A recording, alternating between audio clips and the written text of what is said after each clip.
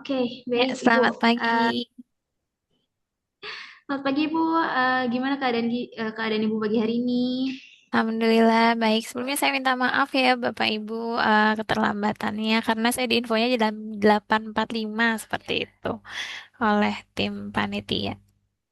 Oh, maksudnya tim Oke, BPJPH. oke, baik Ibu. Jadi nanti materi akan dibagi menjadi dua ya Bu ya. Yang Mm-mm. sesi pertama itu adalah sesi penyampaian materi dan yang kedua akan dilanjutkan dengan sesi tanya jawab supaya lebih kondusif ya Ibu Husna. Jadi nanti Bapak Ibu sekalian yang memang punya pertanyaan nih Bapak Ibu terkait dengan regulasi jaminan produk halal bisa ditanyakan di sesi tanya jawab nanti. Nah, materi akan disampaikan nanti sampai pukul 10:10 ya Ibu Husna. Oke, baik, tanpa berlama-lama lagi langsung saja waktu dan layar saya serahkan ke Ibu Husna. Baik, Bismillahirrahmanirrahim. Assalamualaikum warahmatullahi wabarakatuh. Waalaikumsalam warahmatullahi wabarakatuh. Waalaikumsalam warahmatullahi wabarakatuh. Ya, selamat pagi Bapak Ibu. Mohon izin perkenalkan nama saya Husna Irsalina, biasa dipanggil Una. Saya dari Badan Penyelenggara Jaminan Produk Halal ya Bapak Ibu dari BPJPH. Sekali lagi saya mohon maaf atas keterlambatannya karena saya sebelumnya di info jam 8.45 seperti itu. Kemudian langsung saja saya akan menyampaikan pada kesempatan kali ini mewakili Pak Deputi dan Pak Direktur Bina ya dalam penyampaian materi kali ini terkait regulasi jaminan produk halal. Baik Bapak Ibu,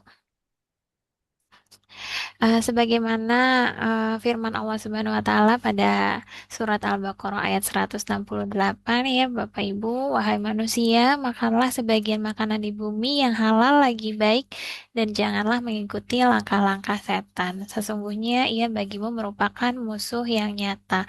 Bapak Ibu, firman Allah Subhanahu wa taala ini merupakan pegangan kuat ya bagi kita gitu. Ini adalah perintah Allah langsung, bukan hanya sekadar sunnah ataupun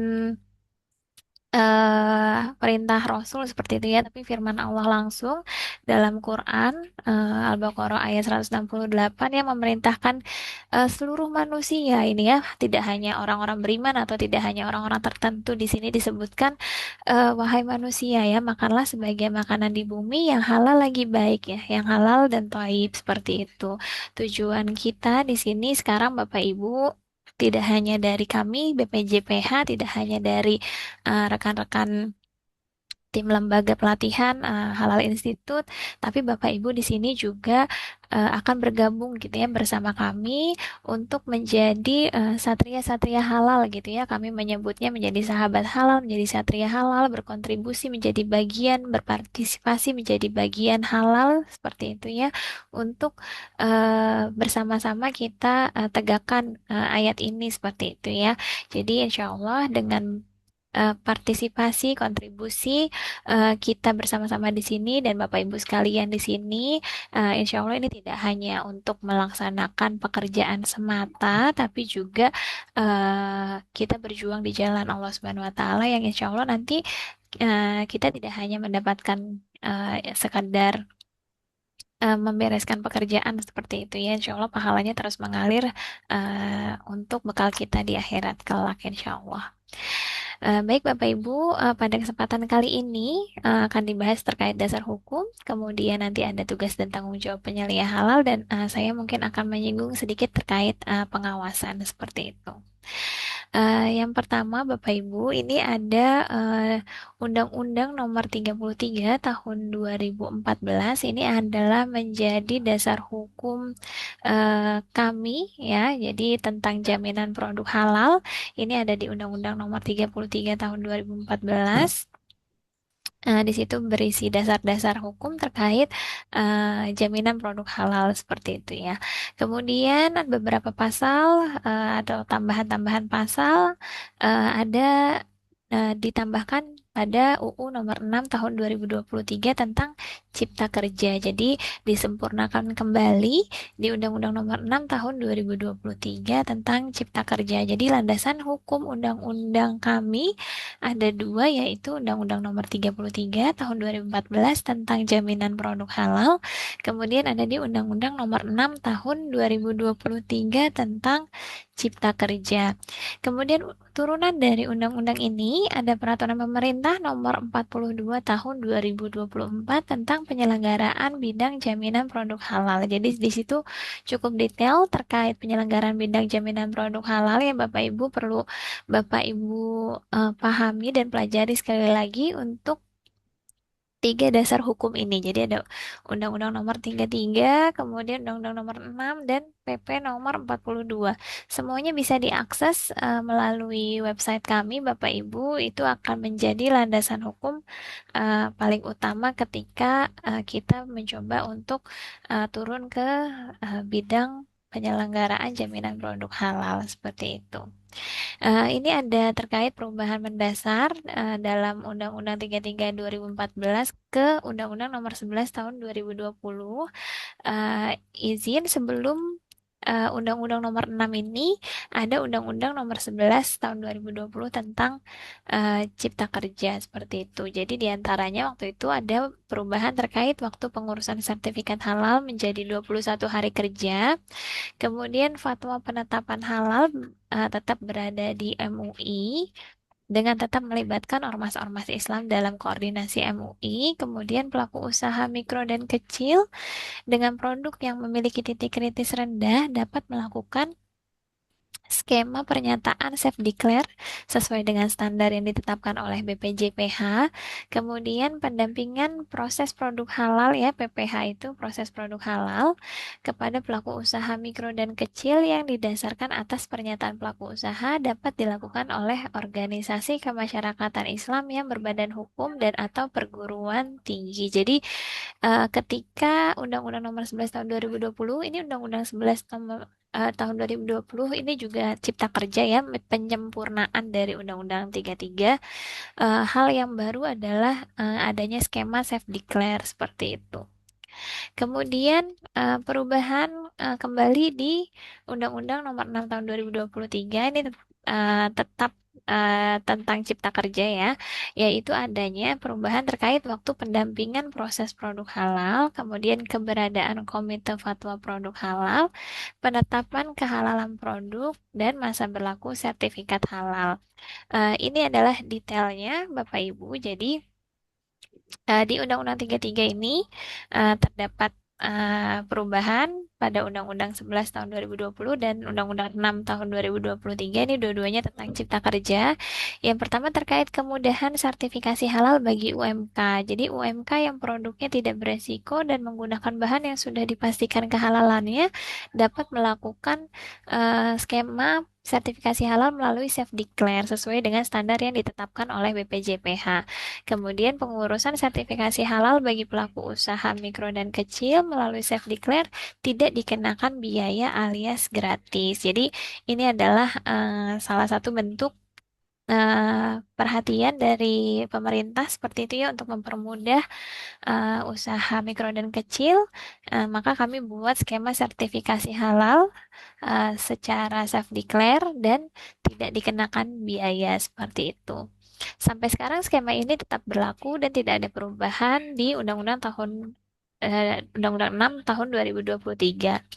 Kemudian ada perubahan terkait waktu pengajuan sertifikasi halal, di mana di Undang-Undang 11 ini ditetapkan bahwasannya untuk pengajuan sertifikasi halal melalui skema reguler itu 21 hari kerja, sedangkan untuk yang self declare sendiri belum diatur. Kemudian di Undang-Undang Nomor 6 Tahun 2023 yang reguler ini tetap berada di 21 hari kerja, dan yang self declare ini akhirnya diatur gitu, ya, di Undang-Undang 6 ada 12 hari kerja. Kemudian terkait perubahan tentang Komite Fatwa Produk Halal. Di Undang-Undang 11 belum diatur, di Undang-Undang 6 ini diatur bahwasannya ada Komite Fatwa produk halal yang dibentuk dan bertanggung jawab kepada menteri, terdiri dari unsur ulama dan akademisi. Ini tugasnya Komite Fatwa ini untuk menetapkan kehalalan bagi pengajuan sertifikasi halal skema self declare seperti itu. Kemudian perubahan terkait MUI di Undang-Undang 11, penetapan ketetapan halal dilakukan oleh MUI melalui sidang fatwa halal. Kemudian di Undang-Undang 6 diperdetail lagi bahwasannya penetapan ketetapan halal dilakukan oleh MUI, MUI provinsi, MUI kabupaten kota atau Majelis Permusyawaratan Aceh melalui sidang fatwa halal. Jadi Bapak Ibu kalau misalnya mengajukan sertifikasi ada yang menetapkan kehalalan. Nah, itu ada MUI ya yang menetapkan. Kemudian perubahan terkait sidang fatwa. Di Undang-Undang 11, sidang fatwa halal baik pendaftaran reguler maupun self declare dilakukan oleh Komisi Fatwa MUI. Nah, di Undang-Undang 6 ini untuk sidang fatwa hanya dilakukan untuk pengajuan sertifikasi halal reguler saja. Untuk penetapan kehalalan self declare dilakukan oleh komite fatwa seperti itu. Namun apabila dalam sidang fatwa halal oleh Komisi Fatwa MUI paling lama 3 hari kerja sejak laporan diterima dari LPH dan melampaui batas, maka dapat dialihkan atau dilakukan oleh Komite Fatwa Produk Halal. Kemudian ada masa berlaku sertifikat halal. Ini mungkin penting untuk Bapak Ibu ketahui ya bahwasannya dulu sertifikat halal ini ada masa berlakunya yaitu selama 4 tahun. Namun semenjak Undang-Undang 6 tahun 2023 ada ketetapan baru yaitu sertifikat halal berlaku sejak diterbitkan oleh BPJPH dan akan tetap berlaku sepanjang tidak ada perubahan komposisi bahan ataupun proses produk halal. Jadi, sertifikat halal Bapak Ibu ini masih bisa terus berlaku sepanjang tidak ada perubahan bahan ataupun proses produk halal. Kemudian kita masuk ke definisi jaminan produk halal. Apa itu jaminan produk halal? Yaitu adalah kepastian hukum terhadap kehalalan suatu produk yang dibuktikan dengan sertifikat halal. Jadi kalau Bapak Ibu menganggap suatu produk ini halal atau tidak, itu jaminan kepastian hukumnya ya dibuktikan dengan sertifikat halal gitu ya. Jadi kita nggak bisa asal aja bilang sesuatu produk itu sudah halal atau belum kalau belum bisa dibuktikan dengan sertifikat halal. Tujuannya apa? Tujuannya untuk memberikan kenyamanan, keamanan, keselamatan, dan kepastian ketersediaan produk halal bagi masyarakat dalam mengonsumsi dan menggunakan produk. Kemudian meningkatkan nilai tambah bagi pelaku usaha untuk memproduksi dan menjual produk halal.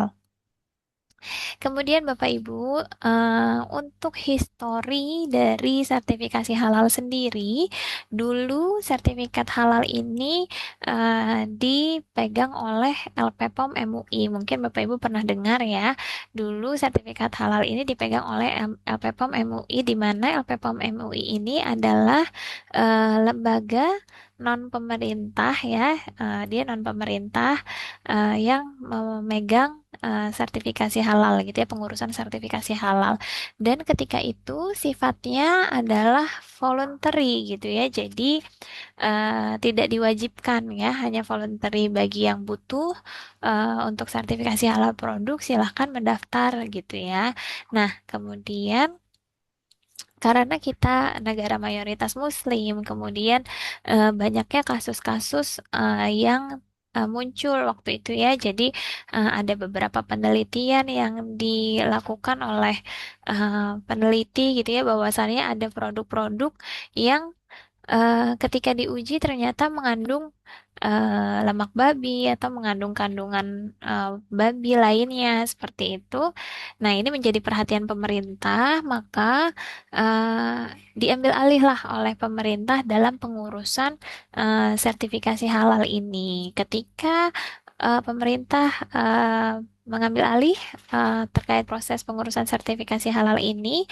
Kemudian ditetapkanlah bahwasannya sertifikat halal ini sifatnya menjadi wajib gitu ya di Undang-Undang Nomor 33 tahun 2014 ini berbunyi bahwasannya seluruh produk yang masuk beredar dan diperdagangkan di wilayah Indonesia ini wajib untuk bersertifikat halal. Namun ada pengecualian bagi produk yang berasal dari bahan yang diharamkan dikecualikan dari kewajiban bersertifikat halal. Produk sebagaimana dimaksud wajib diberikan keterangan tidak halal. Jadi seperti itu ya Bapak Ibu. Ada kewajiban untuk seluruh produk yang masuk beredar dan diperdagangkan ini wajib disertifikasi halal. Tapi bagaimana bagi produk-produk yang memang haram gitu ya? Misalnya ada yang jual mie babi gitu ya, itu boleh tetap dijual, tapi harus diberikan keterangan bahwasannya itu adalah produk tidak halal. Jadi tidak ada kebingungan ketika konsumen ingin membeli atau mengkonsumsi produk yang dijual oleh para pelaku usaha di Indonesia seperti itu.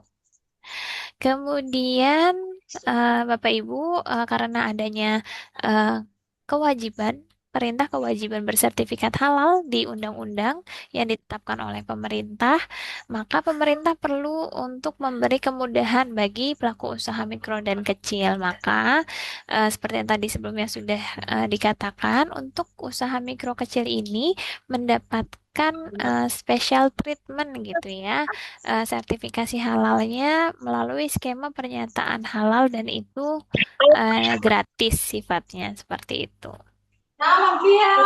Kemudian beberapa saya sampaikan ini adalah wewenang dari BPJPH, yaitu dapat merumuskan dan menetapkan kebijakan jaminan produk halal, menetapkan norma, standar, prosedur, dan kriteria jaminan produk halal, menerbitkan dan mencabut sertifikat halal dan label halal pada produk, melakukan registrasi sertifikat halal pada produk luar negeri, melakukan sosialisasi, edukasi, dan publikasi produk halal, kemudian melakukan akreditasi terhadap lembaga pemeriksa halal, kemudian melakukan registrasi auditor halal, melakukan pengawasan terhadap jaminan produk halal, melakukan pembinaan auditor halal, melakukan kerjasama dengan lembaga dalam dan luar negeri di bidang penyelenggaraan jaminan produk halal. Kemudian izin beberapa saya sampaikan ini adalah aktor-aktor yang terkait dalam penyelenggaraan jaminan produk halal. Jadi, Bapak Ibu, sebagai gambaran singkatnya seperti itu ya. Ketika Bapak Ibu mengajukan proses sertifikasi halal, itu memang ke BPJPH. Namun dalam hal ini BPJPH bekerja sama atau memiliki mitra namanya Lembaga Pemeriksa Halal. Ini lembaga pemeriksa halal ini adalah lembaga non pemerintah yang telah diakredit bukan lembaga non pemerintah ya, lembaga yang telah diakreditasi, bisa lembaga pemerintahan atau non pemerintahan ya. Jadi adalah lembaga yang telah diakreditasi oleh BPJPH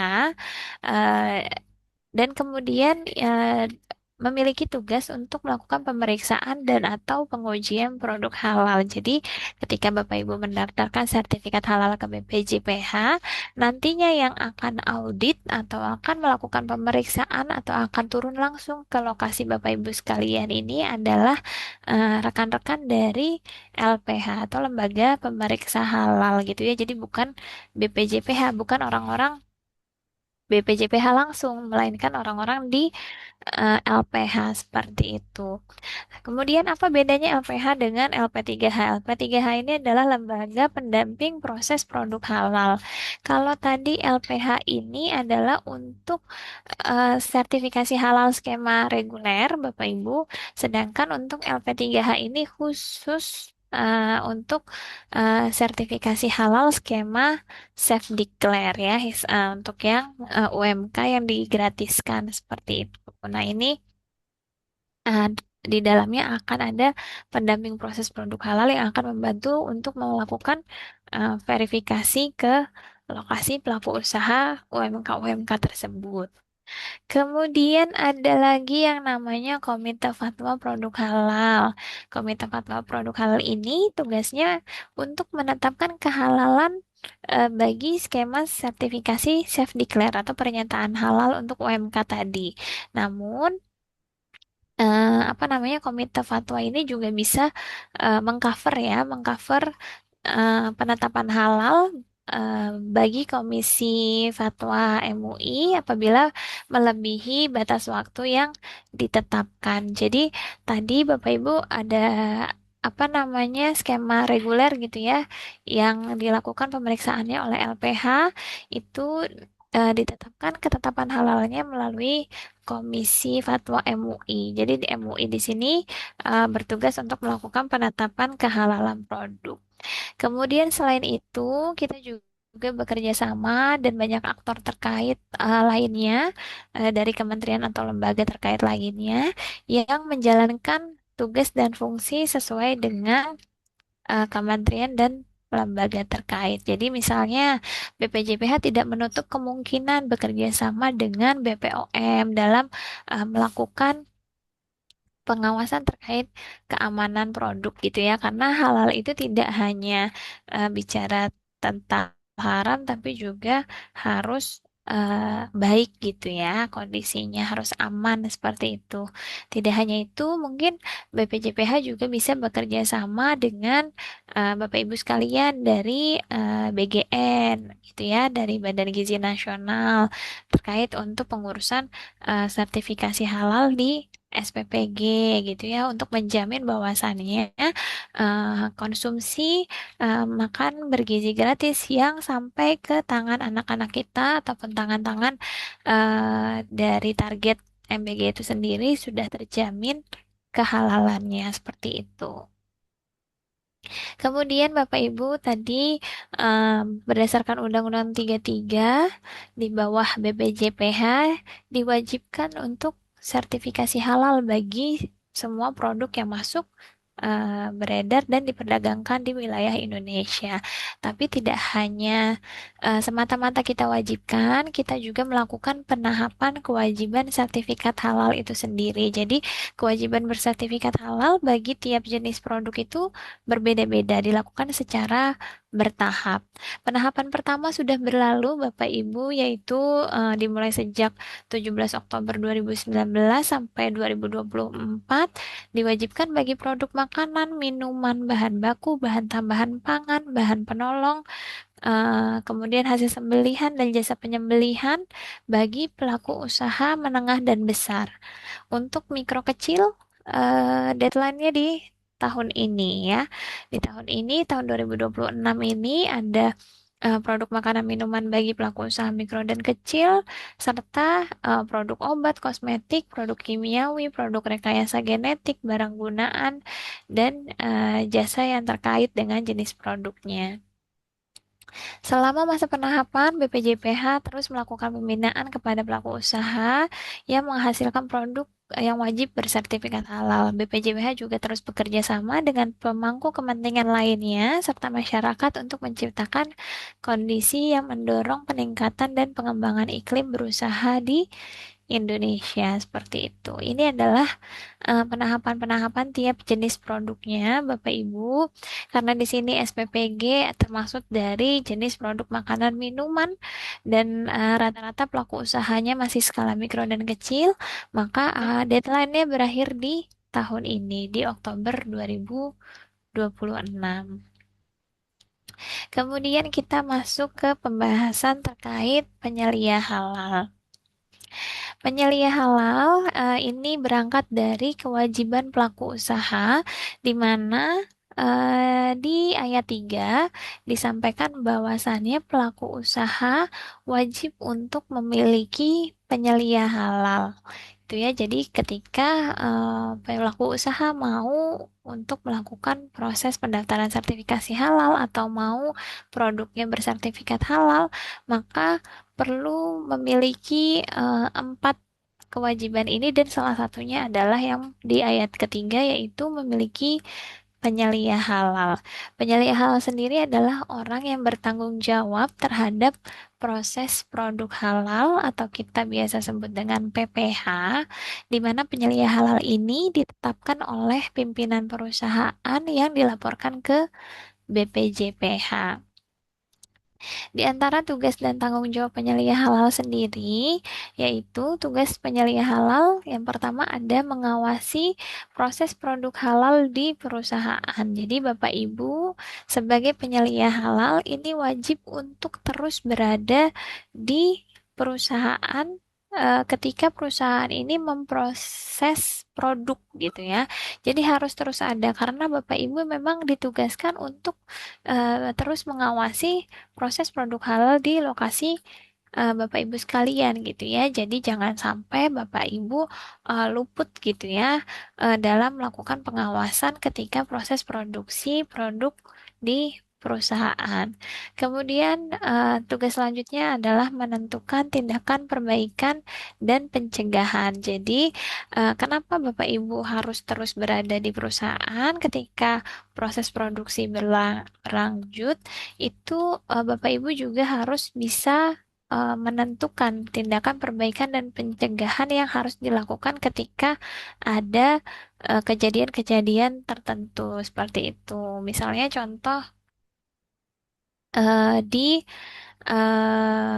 lokasi dapur gitu ya, tiba-tiba ada suatu hal misalnya terkontaminasi dengan kotoran seperti itu, tindakan perbaikannya yang harus dilakukan seperti apa. Kemudian pencegahan supaya itu tidak terjadi lagi bagaimana seperti itu. Kemudian mengkoordinasikan proses produk halal. Jadi proses produk halal ini harus dikoordinasikan ke semua pihak yang ada di lokasi perusahaan Bapak Ibu sekalian. Jadi tidak hanya Bapak Ibu sebagai penyelia halal yang mengerti tentang proses produk halal saja, tapi semua pihak yang terlibat di perusahaan itu mulai dari pimpinan tertinggi sampai tim produksi, kemudian tim gudang, kemudian tim purchasing, dan lain-lain ini harus memahami gitu ya terkait proses produk halal. Kemudian Bapak Ibu harus mendampingi auditor halal.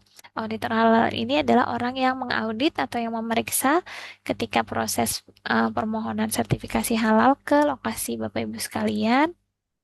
Ini Bapak Ibu harus dampingi ya ketika tim auditor halal datang. Kemudian tanggung jawabnya diantaranya yang pertama adalah menerapkan SJPH. SJPH ini adalah sistem jaminan produk halal. Kemudian harus menyusun rencana proses produk halal. Kemudian menerapkan manajemen resiko pengendalian proses produk halal. Kemudian mengusulkan penggantian bahan, mengusulkan penghentian produksi yang tidak memenuhi ketentuan proses produk halal. Kemudian membuat laporan pengawasan proses produk halal, kemudian melakukan kaji ulang pelaksanaan proses produk halal, kemudian menyiapkan bahan dan sampel pemeriksaan untuk auditor halal, dan menunjukkan bukti dan memberikan keterangan yang benar. Ini adalah tugas dan tanggung jawab Bapak Ibu sekalian ketika nantinya sudah ditetapkan sebagai penyelia halal. Kemudian di sini sebagai penyelia halal yang perlu dilakukan yang pertama adalah persiapan. Persiapannya diantaranya adalah mengikuti pelatihan seperti yang Bapak Ibu ikuti hari ini ya. Pelatihan ini berguna untuk memperoleh ilmu-ilmu ya Bapak Ibu terkait penyelenggaraan jaminan produk halal. Kemudian nanti ada pelaksanaan bagaimana proses pengajuan permohonan sertifikat halal dan pemantauan serta evaluasi. Bapak Ibu, syarat untuk menjadi penyelia halal ini hanya ada dua. Yang pertama, beragama Islam, dan yang kedua, memiliki wawasan luas dan memahami syariat tentang kehalalan yang dibuktikan dengan sertifikat pelatihan penyelia halal dan atau sertifikat kompetensi penyelia halal. Jadi hanya dua saja Bapak Ibu. Yang pertama memang wajib beragama Islam dan mengikuti pelatihan serta uji kompetensi. Jadi untuk pelatihan dan atau sertifikasi kompetensi penyelia halal ini, untuk penyelia halal UMK wajib untuk memiliki sertifikat pelatihan dan atau sertifikat kompetensi penyelia halal. Tapi kalau untuk skala usaha menengah dan besar wajib memiliki keduanya. Jadi wajib memiliki sertifikat halal dan juga sertifikat kompetensi penyelia halal. Kemudian fasilitasi pelatihan untuk penyelia halal ini dapat berasal dari organisasi kemasyarakatan, instansi pemerintah, badan usaha, ataupun perguruan tinggi, ataupun keikutsertaan dalam pelatihan melalui fasilitasi lainnya. Seperti itu. Jadi untuk mengikuti pelatihan dan sertifikasi kompetensi ini kan memang ada biayanya ya Bapak Ibu, tapi kita juga membuka fasilitasi-fasilitasi supaya bisa digratiskan gitu ya. Kemudian masuk ke pelaksanaan atau pengajuan permohonan sertifikasi halal. Jadi prinsip sertifikasi halal ini yaitu memastikan produk yang dihasilkan sesuai dengan ketentuan halal dan menjamin kehalalan produk di seluruh rangkaian proses produk halal. Kemudian memastikan tidak terjadi kontaminasi bahan haram baik di fasilitas ataupun peralatan di SDM atau pekerja maupun lingkungan sekitarnya ya. Kemudian menjaga kesinambungan proses produksi halal. Jadi persiapannya ini perlu ada personil, diantaranya ada tim manajemen halal ataupun minimal harus ada penyelia halalnya yang memenuhi syarat ya sebagaimana yang tadi sebelumnya disebutkan. Kemudian melakukan persiapan proses di antaranya mempersiapkan keterangan produk dan bahannya, kemudian fasilitas dan peralatannya, prosedurnya seperti apa, secara dokumen itu harus disiapkan seperti itu. Kemudian kita masuk ke sistem jaminan produk halal, Bapak Ibu. Jadi kalau Bapak Ibu mengetahui nih ISO ataupun standar-standar lainnya. Nah, sistem jaminan produk halal ini adalah standar untuk memenuhi proses sertifikasi halal. Jadi, ketika Bapak Ibu ingin melakukan permohonan sertifikasi halal, Bapak Ibu cukup mempelajari dan memenuhi kriteria-kriteria dari standar kami di dalam sistem jaminan produk halal ini gitu ya. Jadi yang wajib Bapak Ibu pelajari dari awal sampai akhir ini gitu ya, sistem jaminan produk halal. Untuk menjaga kesinambungan proses produk halal, maka pelaku usaha wajib untuk menerapkan sistem jaminan produk halal. Nah, di sini kata-katanya sudah wajib ya. Jadi memang ini adalah standar yang harus dipenuhi Bapak Ibu sekalian. Sistem jaminan produk halal ini adalah suatu sistem yang terintegrasi, disusun, diterapkan, dan dipelihara untuk mengatur bahan, proses produksi, produk, sumber daya, dan prosedur dalam rangka menjaga kesinambungan proses produk halal. Sistem jaminan produk halal ini berisi kriteria yang diterapkan dalam kegiatan untuk sertifikasi halal, untuk menjamin kehalalan produk dan menjaga kesinambungan proses produk halal sesuai dengan ketentuan perundang-undangan. Sistem jaminan produk halal yang sering kita singkat dengan SJPH, ada 5 kriteria yang perlu Bapak Ibu siapkan gitu ya, dan ini wajib Bapak Ibu. Yang pertama yang di poin A ada pemenuhan dari kriteria komitmen dan tanggung jawab.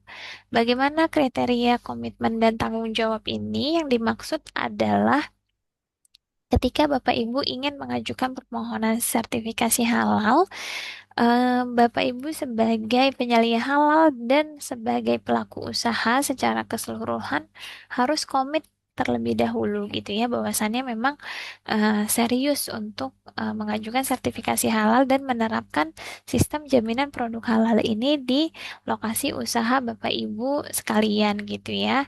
Nanti pembuktiannya adalah bisa dengan dokumen kebijakan halal yang di dalamnya berisikan komitmen yang ditandatangani oleh pimpinan bahwasannya perusahaan siap untuk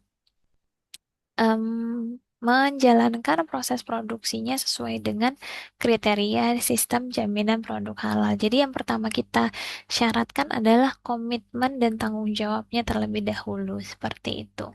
Kemudian nanti di kriteria selanjutnya ada kriteria yang B, yaitu adalah bahan, di mana Bapak Ibu sekalian ketika proses produk halal ini harus menggunakan bahan-bahan yang memang terjamin kehalalannya gitu ya. Jadi tidak boleh menggunakan bahan yang asal-asal, harus menggunakan bahan-bahan yang terjamin kehalalannya. Contoh bahan yang cukup sering terlupakan seperti itu ya terkait aspek kehalalannya adalah misalnya contohnya adalah bahan dari hasil hewan sembelihan. Contohnya ayam gitu ya Bapak Ibu. Daging ayam ini eh, walaupun seperti yang kita tahu, ayam itu kan halal gitu ya, tapi menurut syariat Islam, apabila suatu hewan sembelihan yang tidak disembelih sesuai dengan syariat Islam, itu hukumnya haram Bapak Ibu. Jadi harus dipastikan bahwasannya ayam yang digunakan oleh Bapak Ibu sekalian ini ketika disembelih memang sesuai dengan syariat Islam, membaca Bismillahi Allahu Akbar dan disembelih sebagaimana ketentuan syariat Islam seperti itu. Kemudian yang poin C ada proses produk halal. Di sini Bapak Ibu harus bisa menjelaskan bagaimana proses-proses produksi setiap produk yang Bapak Ibu produksi seperti itu.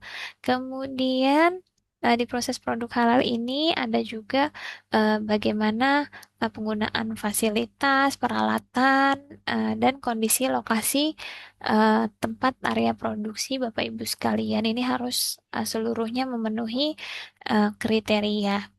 Kemudian ada juga kriteria yang keempat, yaitu yang di poin D, kriteria produk. Nah, ini produknya ini eh, yang dihasilkan adalah produk-produk yang sesuai dengan ketentuan syariat seperti itu ya. Dalam penamaannya juga harus sesuai dengan ketentuan syariat. Harus bisa ditelusur juga bahwasannya produk yang dihasilkan memenuhi kriteria jaminan produk halal. Kemudian kriteria yang terakhir adalah pemantauan dan evaluasi. Jadi setelah Bapak Ibu menjalankan kriteria yang pertama sampai kriteria yang keempat, tidak lupa kriteria yang kelima harus terus dilakukan pemantauan serta evaluasi terhadap implementasi sistem jaminan produk halal ini sendiri agar secara keberlanjutan ini terus on track gitu ya, tidak ada penyimpangan dalam penyelenggaraannya seperti itu. Dan kemudian dari semua sistem jaminan produk halal ini yang paling penting adalah harus terdokumentasi Bapak Ibu. Jadi nanti ketika Bapak Ibu mengajukan proses sertifikasi halal, sistem jaminan produk halal sebagaimana yang diimplementasikan di masing-masing lokasi pelaku usaha Bapak Ibu sekalian ini wajib untuk terdokumentasi. Baik, kita masuk ke skema sertifikasi halal. Tadi sebelumnya sudah sempat saya singgung. Ada dua skema, yaitu skema reguler dan skema self-declare atau pernyataan halal. Jadi untuk skema reguler ini adalah sertifikasi halal melalui pemeriksaan dan atau pengujian kehalalan produk oleh lembaga pemeriksa halal. Ini boleh untuk seluruh skala usaha, boleh untuk segala jenis produk, barang, dan jasa. Nanti akan ada tim auditor halal yang akan langsung memeriksa ke lokasi Bapak Ibu sekalian. Nah, nanti Untuk penetapan kehalalannya ditetapkan oleh tim Komisi Fatwa MUI, dan apabila tim Komisi Fatwa MUI apa namanya eh, terlalu banyak yang harus disidangkan sehingga beberapa melebihi batas waktu yang sudah ditetapkan, bisa dialihkan ke Komite Fatwa untuk membantu Komisi Fatwa dalam melakukan penetapan kehalalan seperti itu. Jadinya tidak ada lagi penguluran waktu gitu ya. Ini hanya hanya untuk itu gitu tujuannya.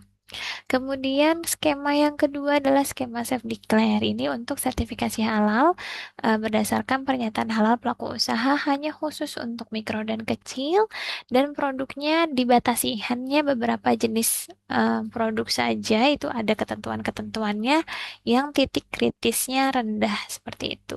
Kemudian aktor pemeriksaannya ada pendamping proses produk halal yang sudah diregistrasi. Nanti pendamping proses produk halal inilah yang akan turun untuk melakukan verifikasi ke lokasi pelaku usaha. Kemudian penetapan kehalalannya nanti akan disidangkan oleh tim Komite Fatwa Produk Halal.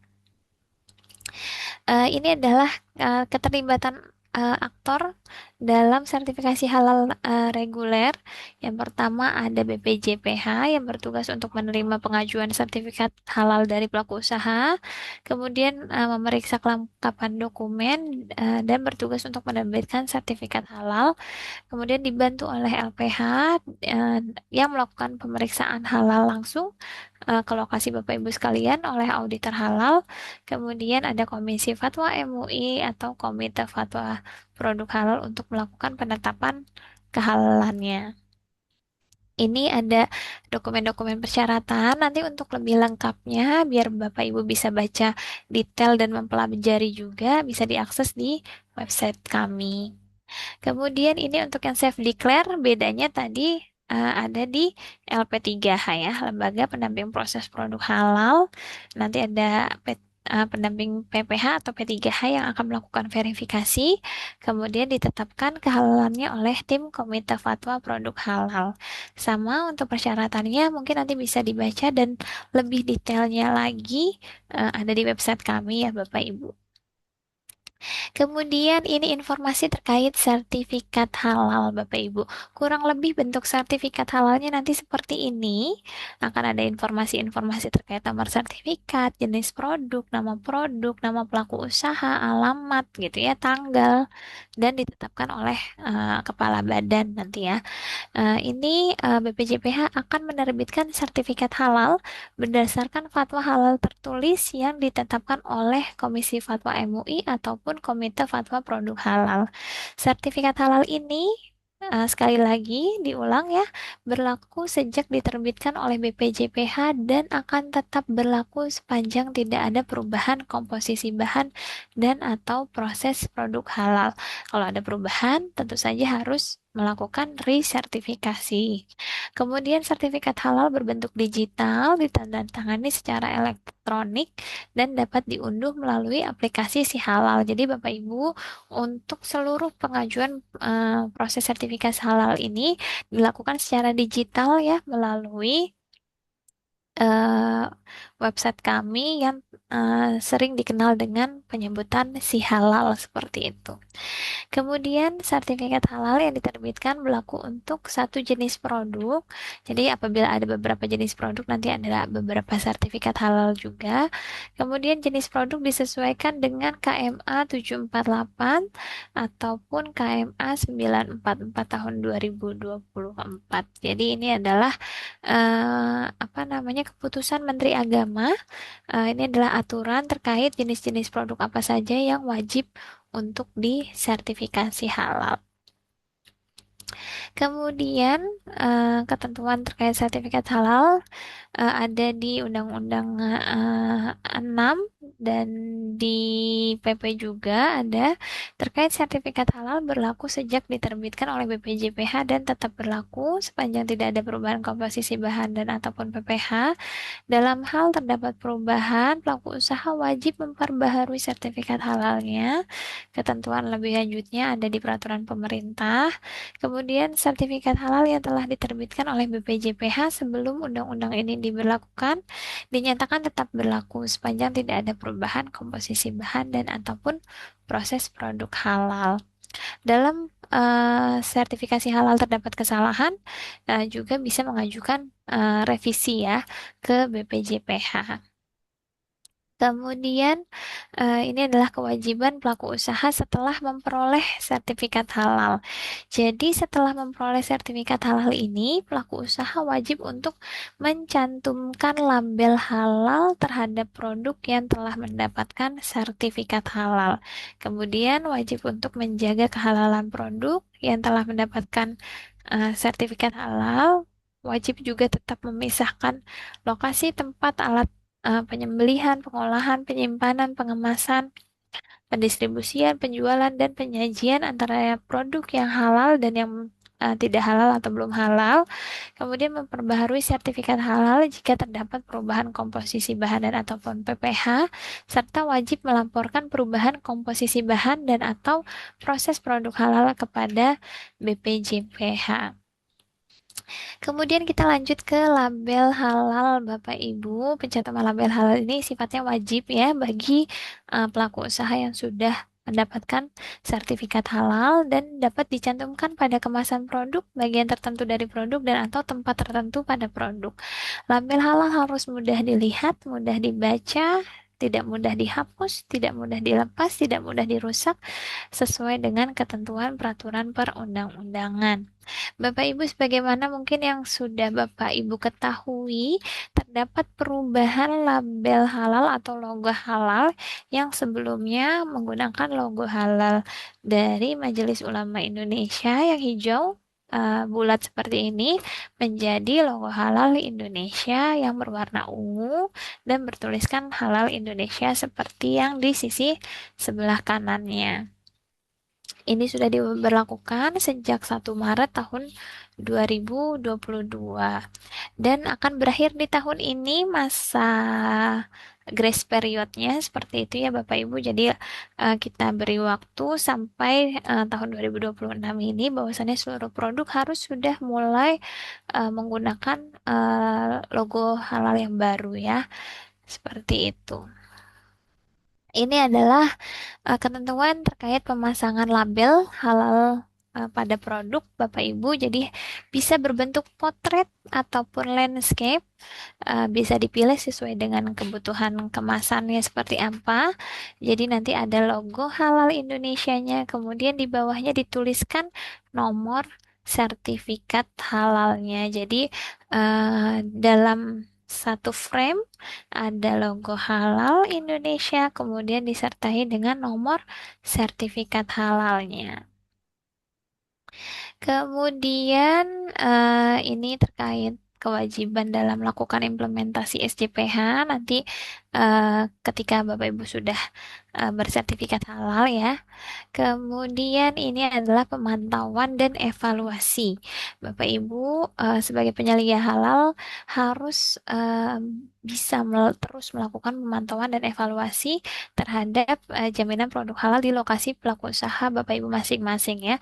Dengan cara apa? Dengan cara melakukan audit internal minimal setiap 1 tahun sekali, kemudian melakukan kaji ulang manajemen untuk mengevaluasi penerapan SJPH, kemudian harus memiliki prosedur audit internal serta kaji ulang manajemennya, harus bisa memelihara bukti pelaksanaan audit internal dan kaji ulangnya, kemudian harus melaporkan hasil audit internal kepada BPJPH dan harus melaporkan daftar komposisi bahan dan PPH setiap 6 bulan sekali kepada BPJPH. Ini sebagai bentuk pemantauan dan evaluasi yang Bapak Ibu lakukan di lokasi pelaku usaha Bapak Ibu masing-masing dan harus terdokumentasi. Kemudian sedikit terkait pengawasan jaminan produk halal, Bapak Ibu. Pengawasan jaminan produk halal ini dilakukan salah satunya terhadap kehalalan produk di poin 2 dan nomor 6 yang menjadi highlight ya, keberadaan penyelia halal. Jadi Bapak Ibu, ketika Bapak Ibu sudah berkomitmen untuk mengajukan sertifikasi halal dan apalagi sudah terbit sertifikat halalnya, nantinya kami dari BPJPH ada tim pengawas ini akan secara rutin ya melakukan pengawasan terhadap kehalalan produk, memeriksa bahwasannya produk yang dihasilkan benar-benar halal, sistem jaminan produk halalnya diimplementasikan secara menyeluruh dan benar. Kemudian tidak hanya itu, kita juga akan mengawasi keberadaan Bapak Ibu sekalian.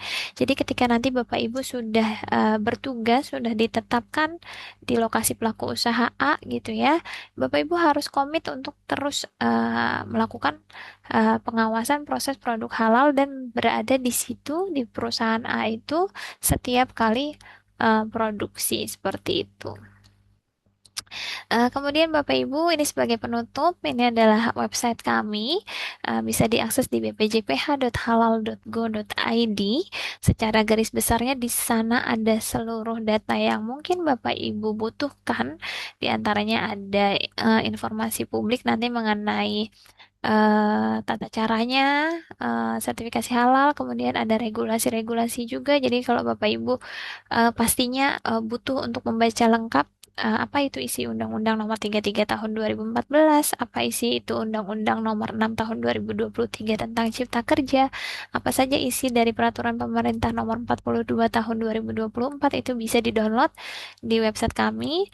Kemudian ada data-data yang Bapak Ibu perlukan, yaitu data LPH, data lembaga halal luar negeri, data lembaga pelatihan, data lembaga pendamping proses produk halal, data penyelia halal, data auditor halal, semuanya ada di website kami. Jadi bisa diakses di sana. Bapak Ibu juga bisa memeriksa apabila nanti menggunakan bahan, kemudian bahannya ini Bapak Ibu ingin memastikan ini benar atau tidak sertifikat halalnya bisa dicek produknya, nama produknya apa, pelaku usahanya dari mana, nomor sertifikat halalnya berapa, nanti bisa di search di website kami bahwasannya bahan yang digunakan memang sudah benar-benar bersertifikat halal. Mungkin itu Bapak Ibu yang bisa saya sampaikan. Kesempatan kali ini kita masih punya waktu untuk berdiskusi. Untuk sesi diskusi saya kembalikan ke moderator. Baik, terima kasih banyak Ibu Husna atas pemaparan materi yang telah disampaikan terkait dengan regulasi jaminan produk halal, tugas dan tanggung jawab penyelia halal. Oke, baik Bapak Ibu, kita akan lanjut ke sesi selanjutnya, yakni akan ada sesi tanya jawab. Bagi Bapak Ibu yang memang memiliki pertanyaan nih, Bapak Ibu terkait dengan regulasi, bisa langsung saja menggunakan fitur raise hand dan bisa mengajukan pertanyaannya. Kalau memang ada kendala di raise hand ya, Bapak Ibu bisa mengirimkan pertanyaannya di kolom chat Bapak Ibu sekalian. Oke, sudah ada dua nih Ibu Husna. Dari Bapak Herianto, kepada Bapak Herianto dipersilakan untuk bisa mengajukan pertanyaan. Assalamualaikum warahmatullahi wabarakatuh. Ibu, saya mau menanyakan tentang apa setelah dari lembaga kami mengajukan apa istilahnya jaminan produk halal ke BPJPH itu untuk auditornya itu nek tadi saya mendengarkan keterangan Ibu akan dilakukan setiap waktu dalam artian kumulatif kegiatan auditnya itu dalam 1 tahun berapa kali itu Bu?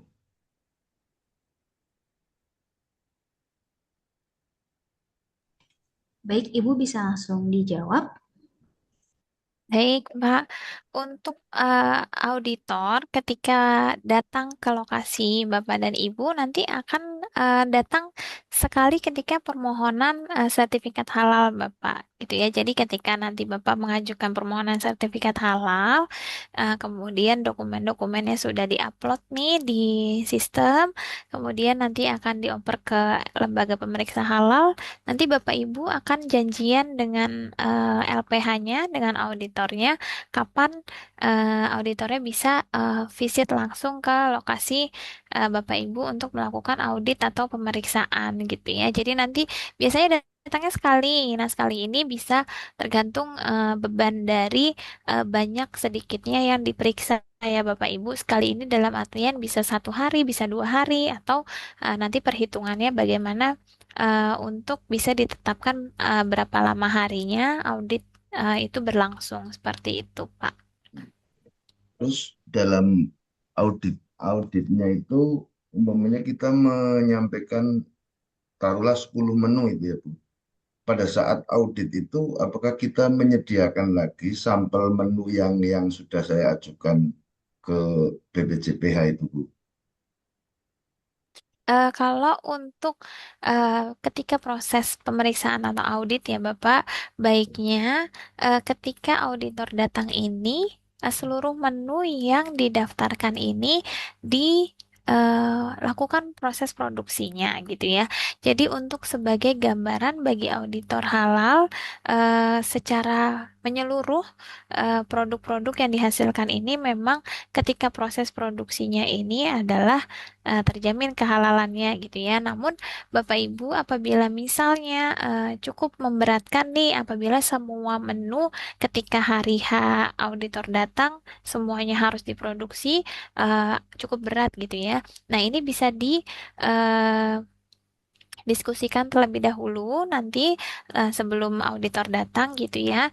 Ini dari seluruh menu ini kiranya hal-hal proses produksi apa saja yang menggambarkan atau merepresentasikan untuk auditor bisa memeriksa gitu ya. Misalnya Bapak Ibu menu 1, 2, 3, 4, 5 ini kurang lebih gambaran proses produksinya cukup mirip gitu. Apakah bisa diwakilkan? Kemudian sisanya nanti menu-menu yang berbeda bisa dilakukan proses produksi sebagaimana mestinya seperti itu. Jadi nanti Bapak Ibu bisa sebelum auditor turun langsung ke lapangan bisa didiskusikan seperti itu terlebih dahulu gitu ya. Jadi juga untuk mempermudah auditor ketika melakukan pemeriksaan, juga mempermudah Bapak Ibu sebagai penyelia halal dan pelaku usaha mana-mana saja yang menggambarkan atau merepresentasikan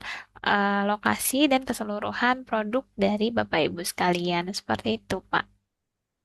Terima kasih Bu. Sama-sama, Pak Herianto. Oke, baik. Terima kasih Pak Herianto atas pertanyaannya. Kita lanjut ke pertanyaan kedua dari Bapak Wahyu Rafila. Kepada Bapak Wahyu, dipersilakan untuk bisa mengajukan pertanyaan. Pagi Ibu. Selamat pagi, Pak. Saya mau menanyakan tentang produk aja Bu. Jadi kalau di dunia restoran sama hotel biasa ada produk masakan luar ya. Contoh kayak Asia, misalnya kayak kita ada promo misalnya Japanese atau apapun itu. Mengenai kadang-kadang ada dua perbedaan pendapat ya. Katanya ada beberapa yang mengandung misalnya kali contoh produk mirin. Mirin kan ada alkoholnya sekitar 4 atau 6% ya, sekitar itu. Nah, apakah itu ada beberapa pendapat katanya kalau itu kena api, alkohol itu hilang ya. Nah, apakah itu di sistem di penyelia ini itu bisa dipakai atau sama sekali tidak bisa dipakai? Itu aja, Bu. Baik, baik. Terima kasih Pak Wahyu. Bapak Ibu ini menarik sekali ya Bapak Ibu karena memang inilah gitu ya inti yang dari Bapak Ibu harus ketahui banget gitu ya. Harus benar-benar Bapak Ibu sebagai penyelia halal nih harus tahu banget nih mana ya bahan-bahan yang halal, mana ya bahan-bahan yang haram. Seperti yang Bapak tadi sampaikan ya, Pak Wahyu sampaikan, mirin itu haram Bapak Ibu gitu ya. Jadi untuk pengetahuan Bapak Ibu nanti mungkin saya secara garis besarnya nanti akan ada detail di materi selanjutnya ya terkait bahan Bapak Ibu, mirin itu haram. Kenapa mirin itu haram? Karena mirin ini termasuk kategori hammer ya. Hammer itu haram Bapak Ibu ya. Jadi bukan bukan apa namanya? Bukan alkohol sintetis ataupun alkohol yang dipergunakan untuk keperluan tertentu seperti kesehatan ataupun hal-hal lainnya, tapi memang hammer ini sifatnya memabukkan dan diharamkan seperti itu. Nah, mirin adalah salah satu penyedap rasa yang mengandung khamr, jadi haram. Walaupun ada yang apa namanya eh, ilmu gitu ya. Ada ilmu yang mengatakan bahwa alkohol ini ketika terkena panas itu akan menguap. Benar, Bapak Ibu, secara sains, secara eh, biologi dan fisika, ketika senyawa alkohol ini terkena panas pada suhu tertentu lebih dari 70 derajat itu memang akan menguap gitu ya. Tapi secara sifat ketika hammer ini sudah ditambahkan ke suatu makanan ataupun produk, ini sifatnya tetap akan menjadi haram secara menyeluruh seperti itu. Karena memang mirin ini adalah hammer yang diharamkan seperti itu. Jadi tidak ada toleransi Bapak Ibu, walaupun ada yang mengatakan alkohol ketika dipanaskan menguap gitu ya, itu tidak ada toleransi. Karena secara fatwa juga ketika khamr itu sudah ditambahkan, itu hukumnya menjadi haram seperti itu. Mungkin itu Pak Wahyu ada yang ingin didiskusikan kembali? Cukup Bu, makasih. Ya, terima kasih Bapak Ibu. Oke, baik, terima kasih Bapak Wahyu. Kita lanjut ke pertanyaan selanjutnya dari Ibu Harinda Nadia Prasasti. Kepada Ibu Harinda, dipersilakan untuk bisa mengajukan pertanyaan.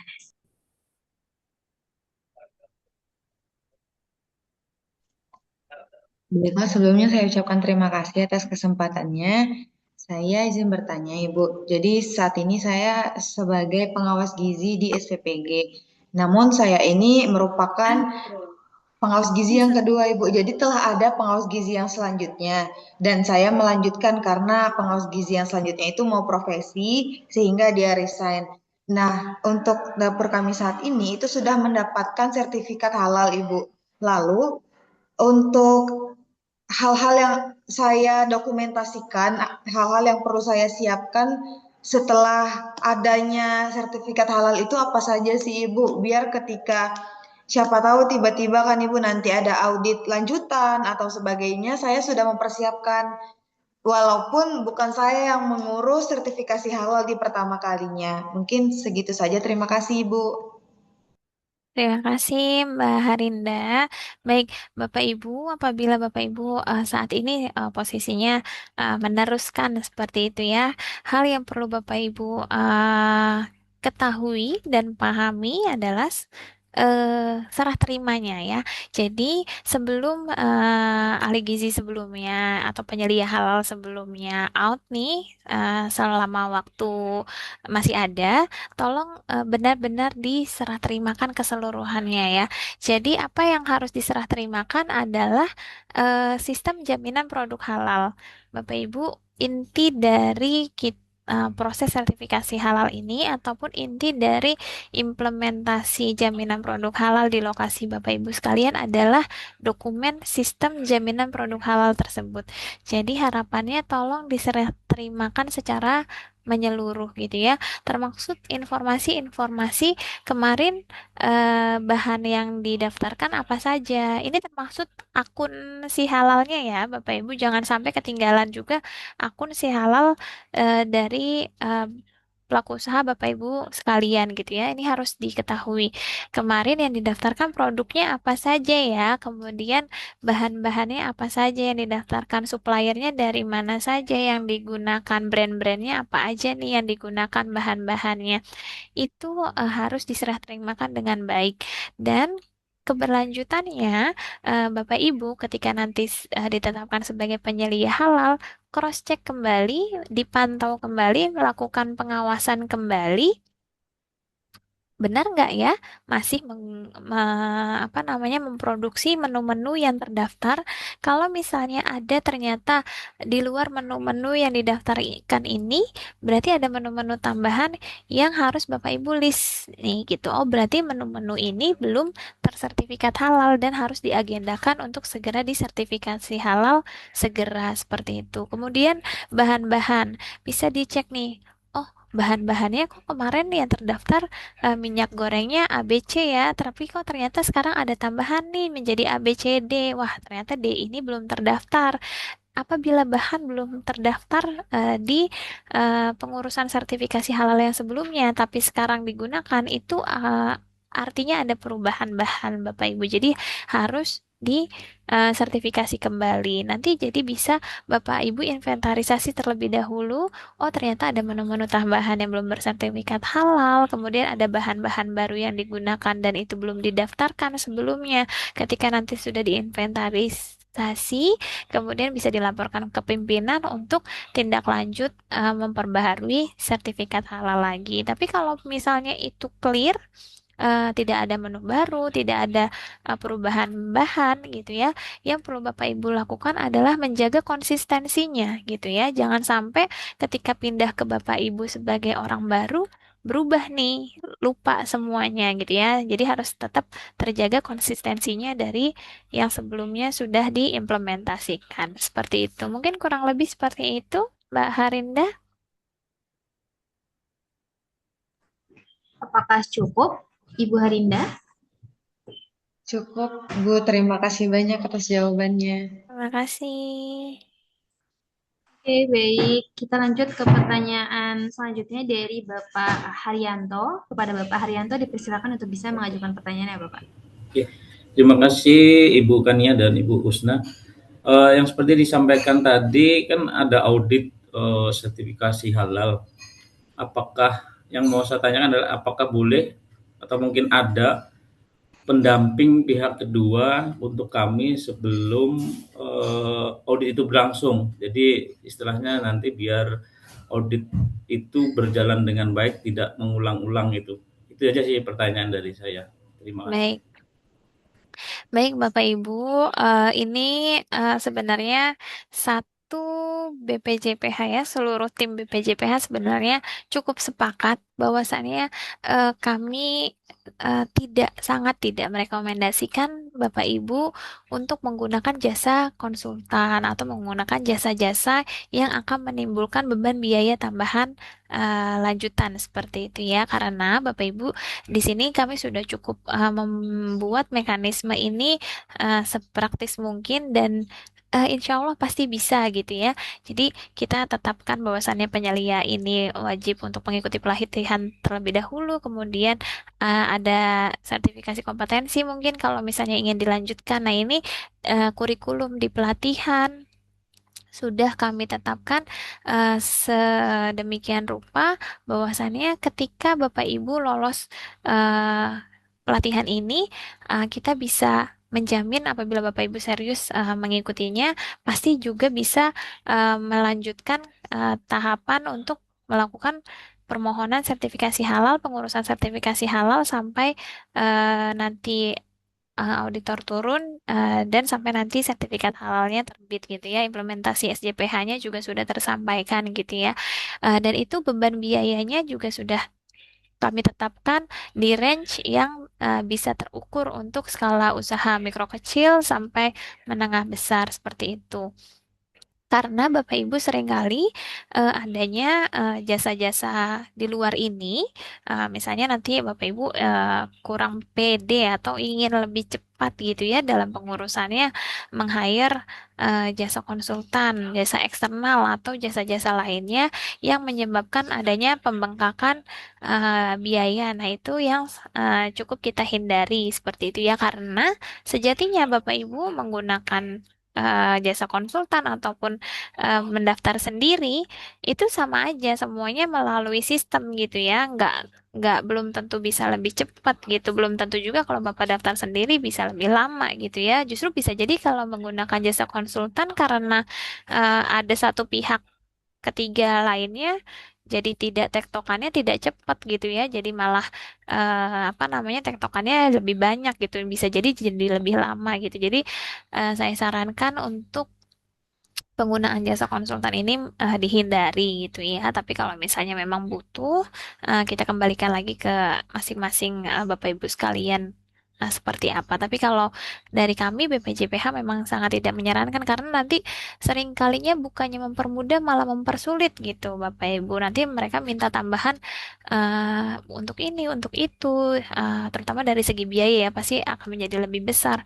Dan seringkali akun pelaku usaha, akun pendaftarannya yang pegang konsultan. Nanti jadinya Bapak Ibu sebagai pelaku usaha sendiri malah nggak tahu. Nanti ketika pengawas tim BPJPH melakukan pengawasan nih turun langsung, oh malah nggak tahu akunnya yang megang konsultan. Nah itu akan menjadi temuan. Nanti yang ada malah Bapak Ibu dikenakan sanksi dan sebagainya gitu. Jadi kita kurang menyarankan apabila Bapak Ibu ingin menggunakan jasa-jasa pihak eksternal. Tapi mungkin seperti itu,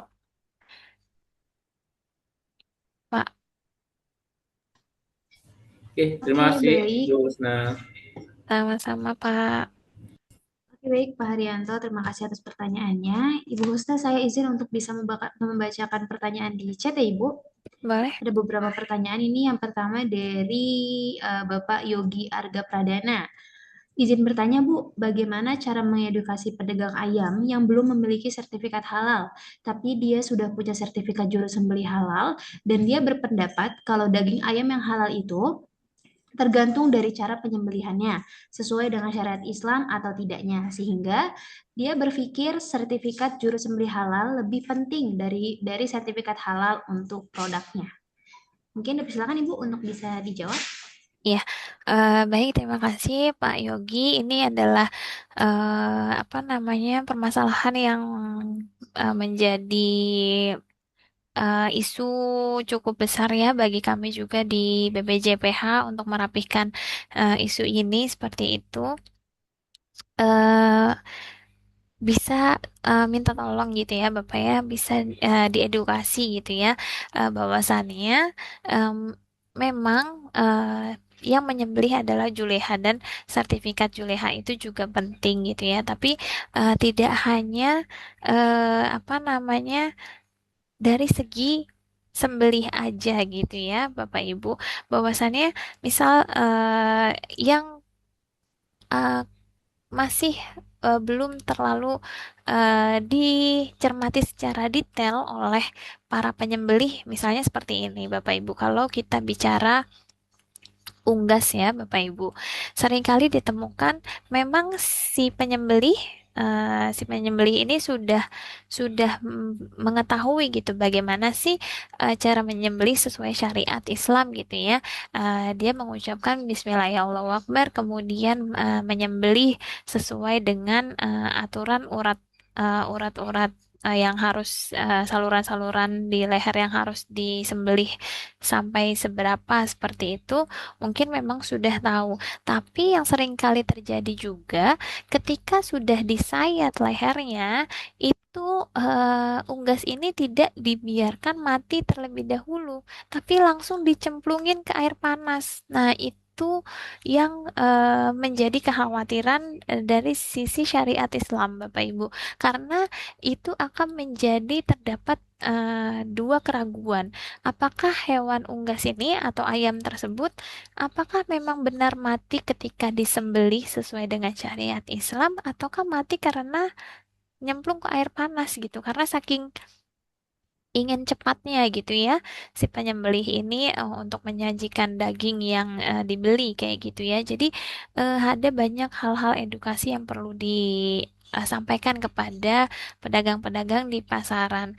Nah, ini mungkin kalau misalnya bisa disampaikan secara mendetail terlebih seperti itu, minta tolong gitu ya kepada Pak Yogi, mungkin bisa disampaikan bahwasannya sepenting itu untuk kita menjamin kehalalan produk dengan dibuktikan melalui dokumen sertifikasi halal, karena yang dicek ada banyak aspek seperti itu. Tapi kalau misalnya dari pelaku usaha itu misalnya ada tanggapan tapi mahal sertifikasi halal, itu bisa disampaikan bahwasanya oh sekarang sudah ada kok fasilitasi sertifikasi halal gratis, bisa menghubungi dinas pertanian setempat atau nanti pengurus pasarnya juga bisa berkoordinasi dengan kita, bekerja sama dengan apa namanya Kementerian Agama juga dengan KUA kantor urusan agama setempat itu bisa dibantu nanti proses pengurusan sertifikasi halalnya seperti apa. Tapi kalau untuk uh, pedagang pasar atau hewan-hewan penyembelihan biasanya kita memang bekerja sama dengan Dinas Pertanian atau peternakan setempat seperti itu yang sudah banyak sekarang melakukan fasilitasi-fasilitasi gratis untuk sertifikasi halal bisa didorong seperti itu.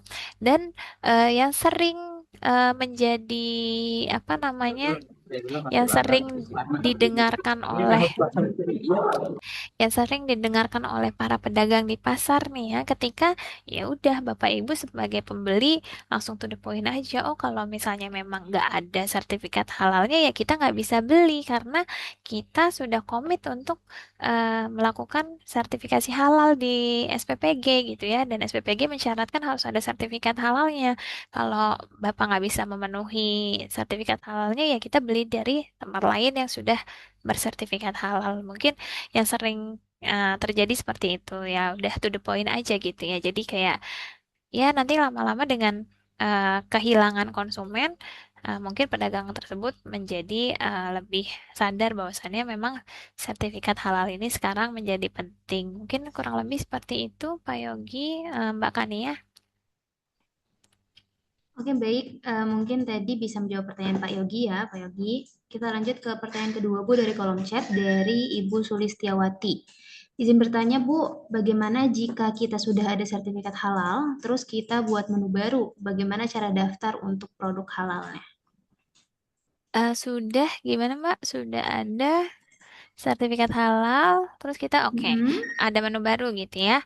Bapak Ibu, ini yang saya dengar dari beberapa pelaku usaha khususnya dapur seperti itu. Kemudian kami juga sering eh, berbincang dengan asosiasi catering gitu ya, yang kurang lebih jenis produknya mirip gitu ya, resto seperti itu. Catering sih terutamanya ini selalu mengatakan seperti ini, BPJPH tolong beri kita pengertian ya. Kita kan menunya banyak. Kemudian seringkali menu itu berubah. Seringkali juga menu itu ada menu baru bertambah. Nah, ini bagaimana gitu ya.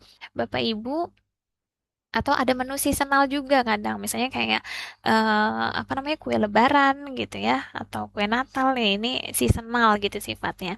Nah, kita coba beri eh, kemudahan seluas-luasnya kepada Bapak Ibu terutama yang memang berusaha di bidang catering gitu ya.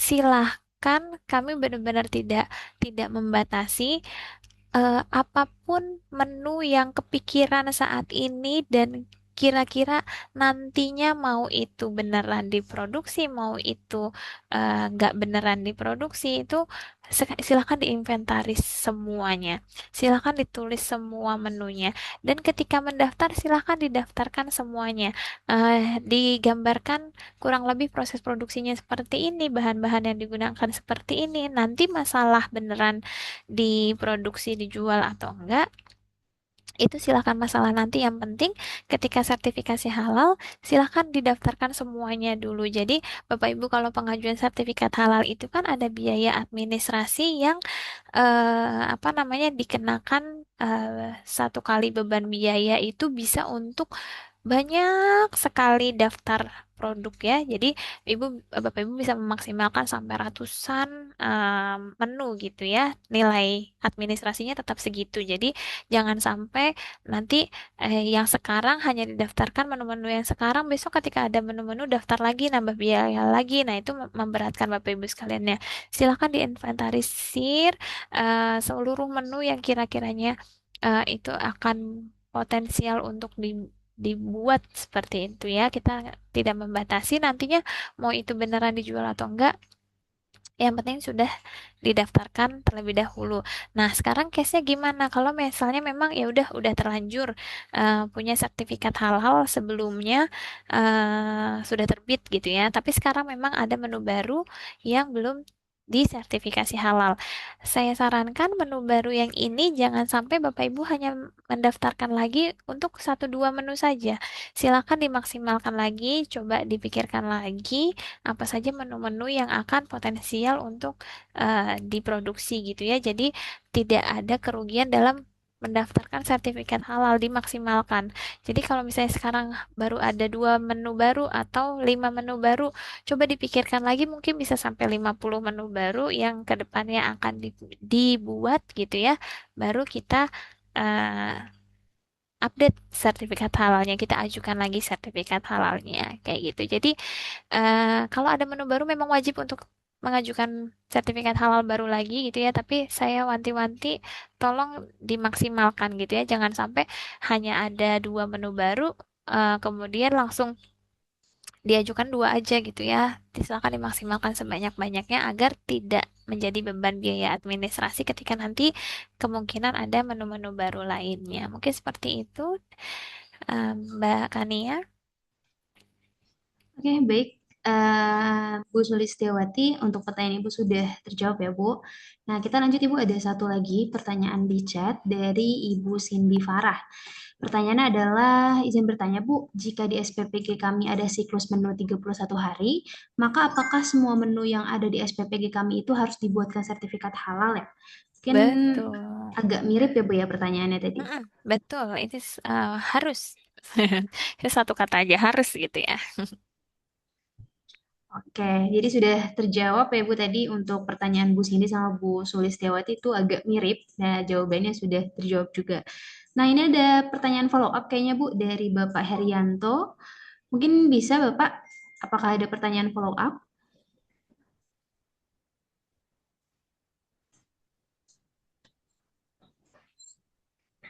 Bapak Herianto. Mohon maaf Bu, mau tanya lagi nih Bu. Untuk regulasi saat ini, biaya untuk pengurusan itu besarannya mohon maaf kalau tidak diketahui, biar kami tidak terjebak pada maklar. Kalau itu biayanya saat ini bisa diketahui untuk pengusulan sertifikasi halal, kemungkinan kan saya bisa membedakan kalau yang diurus sendiri adalah sebesar ini, yang diurus lewat maklar sebesar ini, itu bisa membedakan bahwa soalnya namanya si maklar itu mengidentifikasikan dirinya sebagai institut halal itu kan sah-sah saja Bu. Wong kita tidak tahu. Mohon maaf kalau bisa kami ketahui regulasinya berapa secara pembiayaan biar kami bisa membedakan. Mohon maaf, matur nuwun. Pak.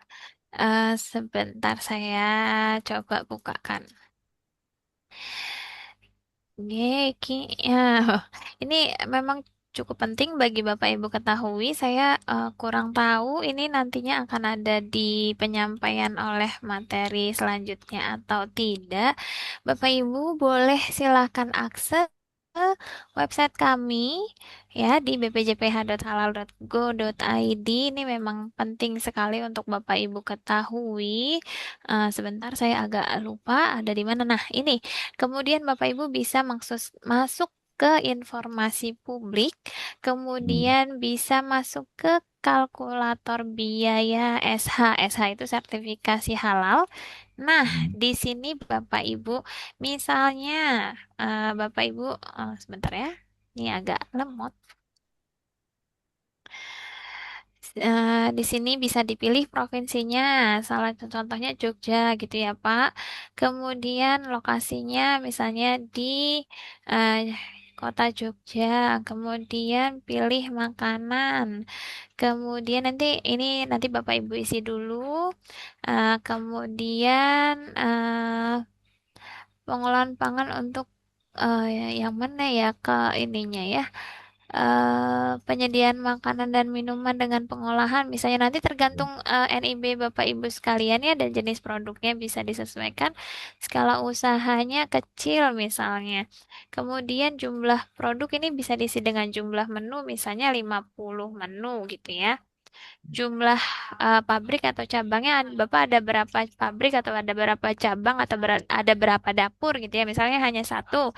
Nah, ini Bapak Ibu penting bagi Bapak Ibu silakan memilih lembaga pemeriksa halal yang ada di Jogja juga biar tidak mahal gitu ya. Biar tidak usah ada biaya transportasi yang terlalu mahal, biar tidak terlalu ada yang susah dengan biaya akomodasi lainnya. Silahkan pilih yang ada di kota Jogja juga. Nah, ini ada beberapa di apa namanya di Jogja, misalnya ada UIN Sunan Kalijaga Jogja ya. Ini kalau yang kerajinan batik, saya takutnya batik dan kulit ini hanya untuk melayani yang kain saja, tapi saya ini coba pilih. Nanti bisa Bapak Ibu cari tahu lebih lengkapnya di website kami, tapi saya ini coba pilih yang UIN Jogja terlebih dahulu. Nah, ini penting ya bagi Bapak Ibu, apabila Bapak Ibu di Jogja, ya silakan pilih LPH-nya yang Jogja juga, biar tidak ada biaya transportasi dan akomodasi lebih apa namanya mahal gitu ya. Nanti bisa dihitung. Nah, kayak gini Bapak Ibu, nanti keluar. Ini adalah estimasi hasil perhitungannya. Kurang lebih biayanya nanti hanya 4 juta gitu ya, 4.346.000. Adapun nanti kalau misalnya Bapak Ibu terima invoice-nya lebih dari itu, silahkan lebih dilihat lagi ada hal-hal detail apa yang ditawarkan oleh invoice tersebut seperti itu. Nah, jangan sampai nih Bapak Ibu, ketika kita di BPJPH sebenarnya estimasi biayanya hanya 4 juta loh, dan ada notnya lagi nih Bapak Ibu, perhitungan biaya ini estimasi tarif batas atas, berarti bisa lebih murah sebenarnya karena ini tarif batas atas. LPH bisa aja kasih diskon ke Bapak Ibu nggak 4 juta segini, tapi kalau Bapak Ibu menggunakan makelar, konsultan, atau pihak eksternal lainnya yang memang secara kelembagaan sih resmi gitu ya, tapi kan mereka menawarkan jasa tambahan ya. Kalau lebih dari 4 juta misalnya tiba-tiba jadi 10 juta, wah dapat 50% sendiri gitu ya merekanya. Sedangkan yang dibayarkan sebenarnya yang bisa ditanggung oleh Bapak Ibu sebenarnya hanya cuman 4.300.000. Mungkin kurang lebih seperti itu Bapak. Ada yang eh mungkin bisa saya jelaskan lebih lanjut. Untuk regulasi tarif-tarifnya ada di regulasi, di daftar regulasi ini, Pak. Nanti bisa dicari terkait regulasi penetapan tarif. Tapi kalau untuk gampangnya bisa langsung dihitung dari menu kalkulator biaya sertifikat halal ini. Kalau di Kabupaten Pemalang berarti ikutnya kan Jawa saya Tengah, Pak. Jadi nanti pilih Jawa Tengah, iya, kemudian Jawa nanti Tengah, kepilih Kabupaten Pemalang. Pemalang. G. Ya. Nanti Bapak, saya kurang tahu di Kabupaten Pemalang ini ada LPH-nya, LPH apa, tapi mungkin Bapak bisa memilih kalau dari Pemalang ke UIN Semarang nggak terlalu jauh, misalnya mungkin bisa pilih UIN Semarang kayak gitu, Pak. Atau ini ada Kabupaten Pekalongan nih, UIN Pekalongan sama Pemalang deket ya, Pak ya. Iya, Misalnya yang ini ya Pak, saya coba iya, hitung. Nah, cuma 3.900.000 saja Pak, gitu. iya, iya. Terima kasih Bu. Ye, sami-sami Pak. Oke, baik. Untuk kita coba beralih ke chat dulu ya, Ibu. Ada satu lagi ini, tapi mungkin memang pertanyaannya mirip dan mungkin minta tolong konfirmasinya. Pertanyaan dari Bapak Zamzam Buhori nih, Ibu. Ibu, mohon maaf izin bertanya, sorry. Untuk dalam pengajuannya, jika perusahaan itu memiliki lebih banyak menu, itu diajukannya per produk atau per menu. Biasanya dalam satu menu ada beberapa produk. Seperti itu, Bu. Kalau kayak gitu bagaimana? Diajukannya per produk ya Bu. Ini definisi menunya mungkin kita samakan dulu gitu ya. Yang Ibu maksud atau yang Bapak maksud, Bapak Zamzam ya. Ini yang dimaksud misalnya satu menu itu isinya ada nasi, ada sayur, ada lauk gitu ya. Nah, ini didaftar per satuannya gitu ya. Per lauknya, per menunya, per lauknya, per sayurnya seperti itu. Oke, baik. Sudah terjawab ya Bapak Zamzam. Mungkin bisa ini Bu, satu lagi ada pertanyaan follow up dari Bapak Wahyu Rafila nih. Mm-mm. Ibu, silakan Bapak Wahyu untuk bisa mengajukan pertanyaannya, Pak. Mau tanya lagi Bu Husna. Mm. Jadi itu kan masalah menu juga tuh. Kan yang susah ini kadang-kadang menunya banyak, ya kan? Kita belum tahu lagi tuh menu bulan depan apa lagi, menu sebelumnya apa lagi. Nah, itu salah satunya. Nah, belum lagi kita kadang-kadang kita di dunia perhotelan itu para chefnya itu kadang-kadang dia bikin out of the box lah, ibaratnya Hmm, larinya ke fusion. lagi Misalnya viral nih apa gitu ya? ya belum tentu juga kadang-kadang kita bikin masakan Indonesia tapi kadang-kadang kita fusion. Beda namanya kadang-kadang kan nama-nama yang dibikin misalnya kalau kita pemilihan misalnya capcay itu udah biasa. Cuman kadang-kadang adalah yang kita bikin sendiri, create sendiri lalu kita bikin namanya sendiri. Nah, itu apakah bisa namanya saja atau di daftarnya atau produknya yang di dalamnya nanti itu sistemnya. Karena kan itu akan nggak ada ibaratnya nggak bukan nama familiar lah yang kita bikin gitu kan. Nah, itu Mm-mm. kadang-kadang. Nah, itu bisa di ini bagus ya Bapak. Pertanyaannya itu tadi ya Pak. Silakan dituliskan itu semua seluruh produk itu mau dari nama Indonesianya, nama Chinese-nya, nama ininya. Padahal intinya nanti bisa dijelaskan juga. Kurang lebih sebenarnya kan proses produksinya juga sama ya. Misalnya antara apa ya Pak? Ya mungkin misalnya nama Chinese-nya capcay, nama Koreannya japchae gitu ya, cuman beda sedikit tapi intinya cara pemasakannya sama gitu, mirip gitu ya. Bahan-bahan yang digunakan juga sama atau mirip. Itu daftar produknya silakan dituliskan semua karena nama juga berpengaruh Bapak Ibu. Jadi eh, beda bahasa, beda nama produk itu berpengaruh gitu ya. Nanti ketika kita mendapatkan sertifikat halalnya itu silakan tuliskan semuanya kemungkinan-kemungkinannya. Nah, nanti ketika audit berlangsung saat lagi pemeriksaan bisa dijelaskan ke auditor Ibu antara si japchae, capcay sama sayur tumis ini sama nih kita apa namanya pakai aja ya salah satunya dari ini karena memang ini tiga-tiganya jenis yang sama, bahannya sama, proses masaknya juga sama. Jadi kita ketika diaudit perwakilan aja nih salah satu, misalnya sebagai perwakilan yang paling sering dimasak atas namanya capcay kayak gitu. Bisa kayak gitu, Pak. Ya, kadang-kadang kan Bu, misalnya nih kadang-kadang kan chef itu bikin misalnya rolet, tapi namanya kadang-kadang berubah biar tambah menarik kan salah satu promonya namanya apa yang bukan misalnya tiba-tiba audit datang tapi tidak familiar namanya. Kok Mm, bingung? Nah, itu kan berarti kan kita cuma perlu penjelasan cara masaknya bet- sama bahannya. Bukan berarti betul. nama produk walaupun produknya misalnya tiba-tiba nggak terdaftar misalnya, tapi kan kita punya Oh, cara nama itu ya, nama Mbak. produknya didaftarkan juga, Pak. Nah, kita kan kadang-kadang tuh out the book tuh kadang-kadang kita belum tahu tuh ke depannya tiba-tiba ada Oh, aja kepikiran. Ya kan kadang-kadang apa tuh yang mau kita bikin tiba-tiba kepikiran nih namanya apa. Iya kan? Kita nggak nggak bisa nih bisa. kadang-kadang kalau namanya Mm. misalnya ayam betutu, oh tahun depan kita mau bikin ayam betutu kita bisa list tuh. Ayam betutu misalnya ayam lada hitam tahun depan tuh kita udah bisa bayangin. Tapi kadang-kadang ada beberapa menu yang kita create sendiri dan kita bikin sendiri. Kadang-kadang kan para chef tuh gitu dia bikin menu sendiri tiba-tiba namanya tiba-tiba contoh yang namanya apalah apalah berbeda.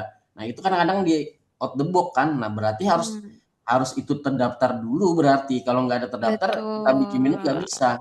Betul, Berarti kan terbatas Pak. intinya gitu. Iya, harus terdaftar dulu. Jadi kalau misalnya nanti ada nama viralnya dan itu waktu itu belum kepikiran ya emang nggak bisa pakai nama itu sih Pak. Atau Nah, nanti bisa dialibikan alias gitu. Tapi jangan sampai menghilangkan nama aslinya gitu ya. Misalnya apa namanya nama namanya misalnya awalnya bakwan gitu ya. Nah, Bapak nanti tulisnya ketika nanti viralnya misalnya jadi vegetable fried apa fried vegetable gitu ya. Misalnya nanti nama viralnya nanti Bapak nulisnya harusnya bakwan or vegetable fried gitu. Nanti bakwannya ini nggak boleh dihilangkan, Pak. Jadi tetap nama aslinya dicantumkan.